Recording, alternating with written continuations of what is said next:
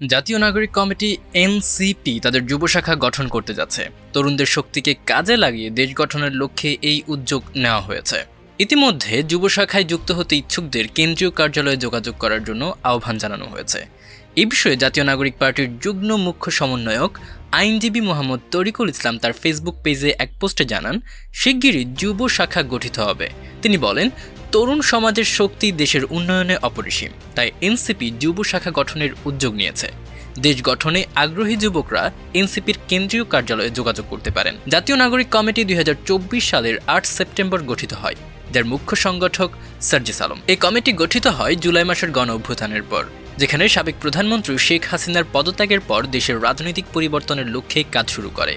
তাদের মূল উদ্দেশ্য হল একটি অন্তর্ভুক্তিমূলক গণতান্ত্রিক রাষ্ট্র গঠন। কমিটির আহ্বায়ক নাসির উদ্দিন পাটোয়ারি এবং সদস্য সচিব আখতার হোসেনের নেতৃত্বে সংগঠনটি দেশের বিভিন্ন অঞ্চলে যুবকদের সংগঠিত করার কার্যক্রম শুরু করেছে। তারা তরুণদের মধ্যে রাজনৈতিক সচেতনতা বৃদ্ধি এবং সামাজিক উন্নয়নে অংশগ্রহণের জন্য বিভিন্ন কর্মসূচি গ্রহণ করেছে। এনসিপির যুব শাখা গঠনের এই উদ্যোগকে স্বাগত জানিয়ে দেশের বিভিন্ন শ্রেণী পেশার তরুণরা এতে অংশগ্রহণের আগ্রহ প্রকাশ করেছেন। তারা আশা করছেন এই উদ্যোগ দেশের রাজনৈতিক পরিবেশে ইতিবাচক পরিবর্তন আনতে সক্ষম হবে।